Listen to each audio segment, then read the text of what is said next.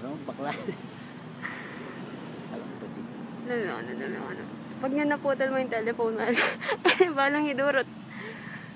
Balang idurot. Ay, rogot, che. Wag mo na, sige. Paano ba?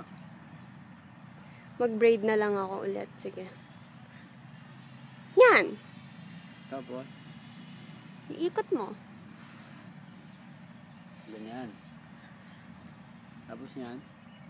Ikot mo pang isang beses. Diyos ko. Paano ka magkakaanak? Aray. Ano? Nasasabunutan mo na ako, no, te? Oo, diba? Maganda.